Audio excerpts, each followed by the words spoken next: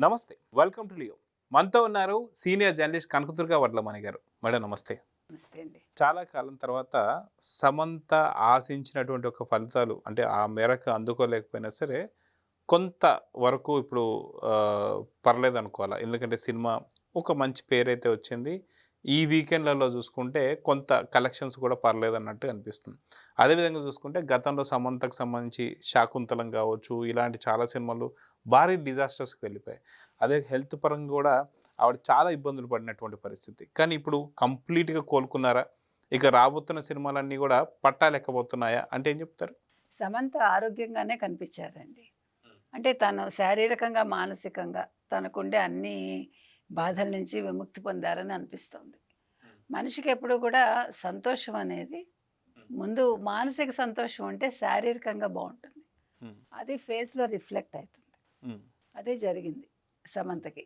Because ఆవిడ అంతకుముందు పడ్డ కష్టాలు అవన్నీ మనం ఇంక దాని గురించి మాట్లాడక్కర్లేదు. మనకు అవసరం లేదు. కానీ 'రాజు నిడుమోరుతో' పెళ్ళయ్యాక ఆవిడ నిర్మాతగా మారారు. 'శుభం' అనే ఒక సినిమా ఏదో చేసినట్టున్నారు. అందులో చిన్న క్యారెక్టర్ చేశారు. హ్మ్. అది కూడా పర్వాలేదు అనిపించుకుంది. హ్మ్. ఆ తర్వాత ఈ సినిమా యాక్చువల్‌గా వాళ్ళు సాయి పల్లవితో చేయాలనుకున్నారు. కానీ సాయి పల్లవికి ఆల్‌షిష్ దొరకకపోవడంతోటి అది సమంతకి తగ్గట్టుగా దాన్ని స్టోరీ లైన్ మార్చుకున్నారు. 'రాజు నిడుమోరే' స్టోరీ ఇచ్చారు. సో, నందిని రెడ్డిని మరి ఎందుకు డైరెక్టర్‌గా పెట్టుకున్నారో మనకు తెలీదు. అంటే she is a good director, అది కాదు నేను చెప్పేది. హ్మ్. రాజే ఉండగా మళ్ళీ ఈవిడని ఎందుకు పెట్టుకున్నారు? హ్మ్.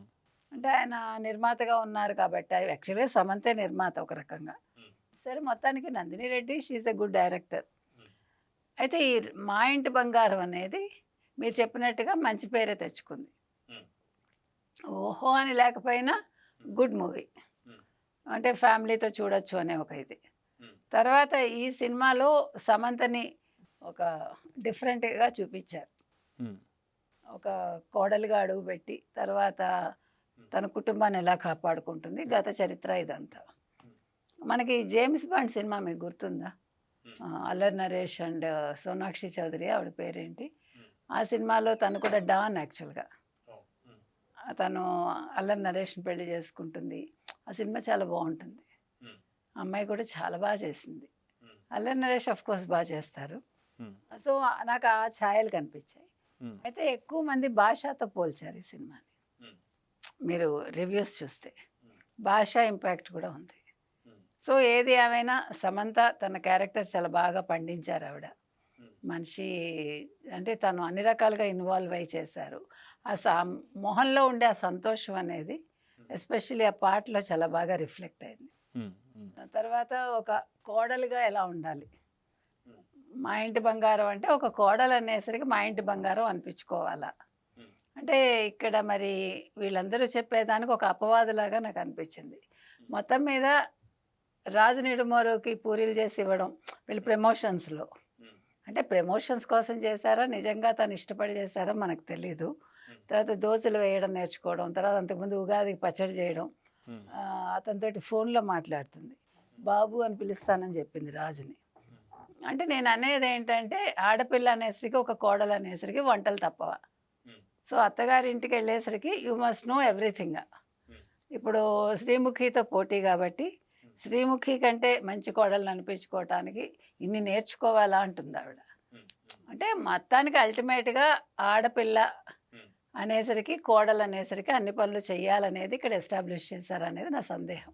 సో, ఇక్కడ ఇంకొక విషయం కూడా చూసుకుంటే మనకి 'మా ఇంటి బంగారం' అనేసరికే కొంత విమర్శకులు ఎలానో ఉంటారు. లేదంటే దీనిపైన ఏదో ఒకటి ఖచ్చితంగా ఏదో ఒక రకంగా చిచ్చు పెట్టాలనుకునే వాళ్ళు కూడా ఉంటారు. సో, ఇంకొకళ్ళు కొంతమంది ఏమంటున్నారంటే అటు అక్కినేని ఇంటి నుంచి బయటకొచ్చి ఇక్కడ ఏదైతే రాజు నిడుమూరి ఇంటికొచ్చేసరికే బంగారం అయిందా?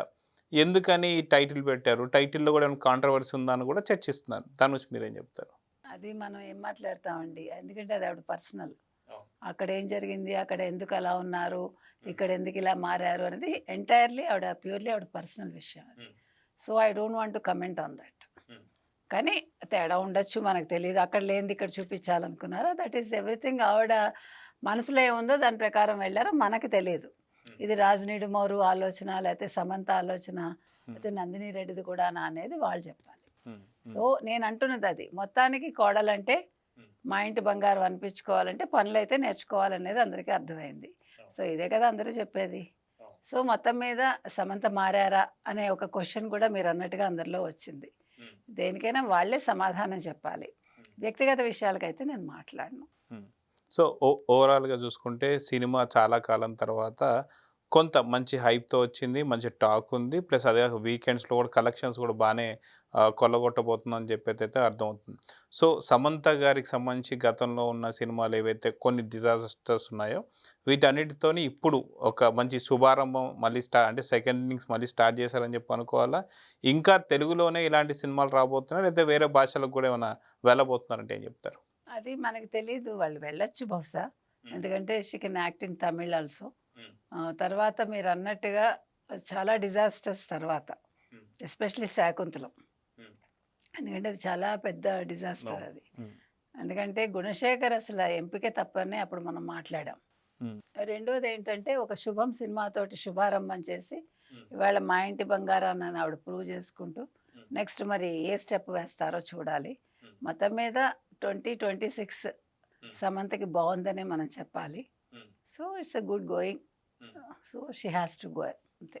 సో చూద్దాం మేడం, ఖచ్చితంగా మీరన్నట్టుగా సమంతకు మళ్ళీ మంచి రోజులొచ్చాయని చెప్పేసి అనుకోవాలి. సో ఇలానే తన సెకండ్ ఇన్నింగ్స్ ఇంకా సూపర్ డూపర్ హిట్ కొట్టాలనైతే కోరుకుందాం. నమస్తే. నమస్తే.